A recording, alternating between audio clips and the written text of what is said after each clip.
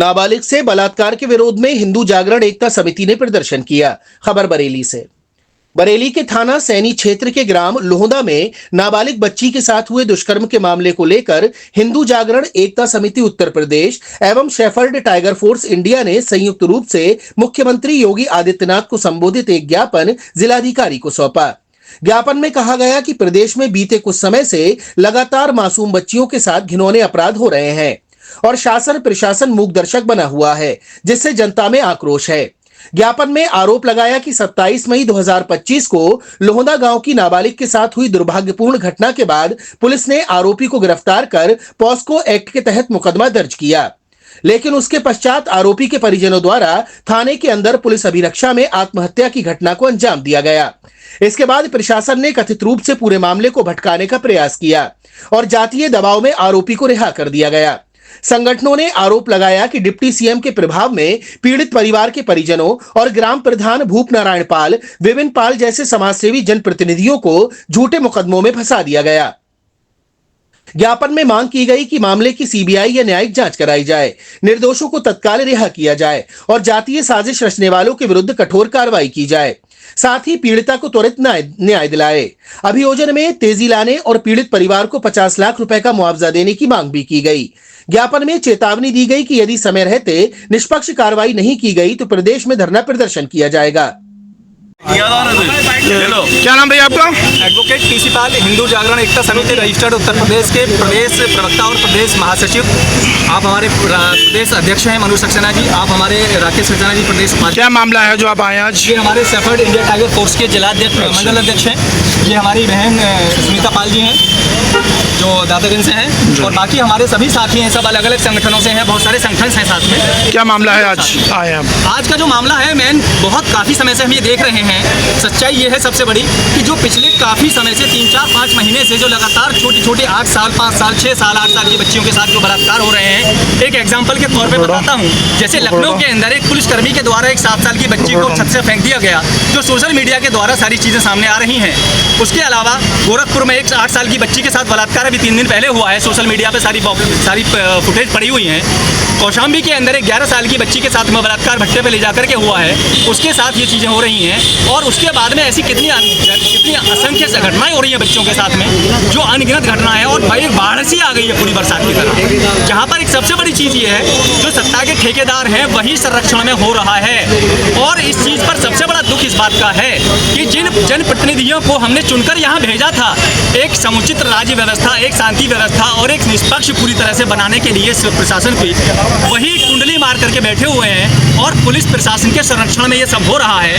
Main मुद्दा सबसे बड़ा ये है कि जब एक व्यक्ति 3 दिन से पुलिस अभिरक्षा में वहाँ पर है, 3 दिन बाद उस थाने के अंदर उसके पास जहर कहाँ से आया, उस व्यक्ति को पेट पर लिखने के लिए किसने प्रेरित किया, उस आदमी को आत्महत्या के लिए किसने उकसाया पुलिस अभिरक्षा में, ये एक सब्जेक्ट है बहुत बड़ा, बहुत गहन है। इसको समझा जाए कि पुलिस अभिरक्षा में किसी आदमी की मृत्यु हो रही है तो समझिए कि आदमी कहाँ सुरक्षित है।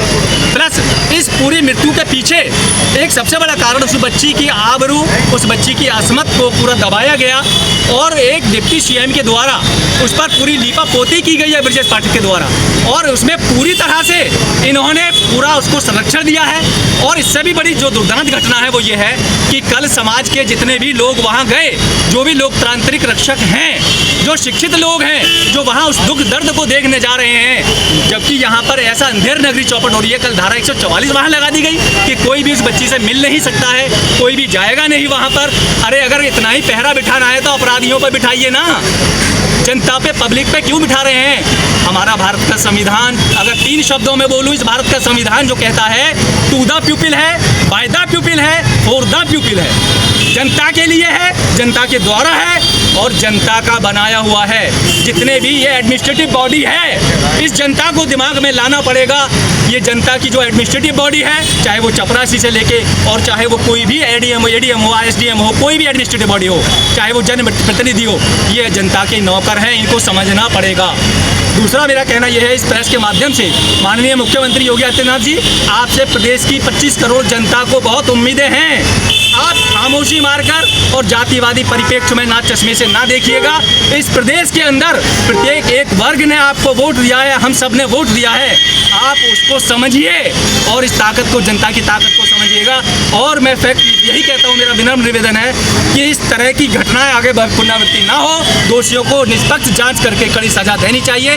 हम किसी जाति धर्म की बात नहीं करते। समूचा सनातन हमारा है, हम अहिल्या वंशज हैं। जिसने इस देश की राष्ट्र धरोहर सनातन को बचाने के लिए अपनी 4 पीढ़ियां बर्बाद कर दी, उसको छुपाया जाता है। सच्ची श्रद्धांजलि होगी उन बेटियों के, माँ बहन बेटियों के प्रति वही विश्वास जगाइए, ये मेरा माननीय मुख्यमंत्री से निवेदन है। और जो भारतीय संविधान में आर्टिकल 15 सब क्लॉज 3 का जो क्लॉज दिया गया है, जो महिला और बच्चों के संरक्षण के लिए है, सरकार को इस पर त्वरित संज्ञान लेना चाहिए। ये मेरा निवेदन है इस प्रेस के माध्यम से। और उस बिटिया को न्याय मिलना चाहिए, निर्दोषों को छोड़ा जाना चाहिए।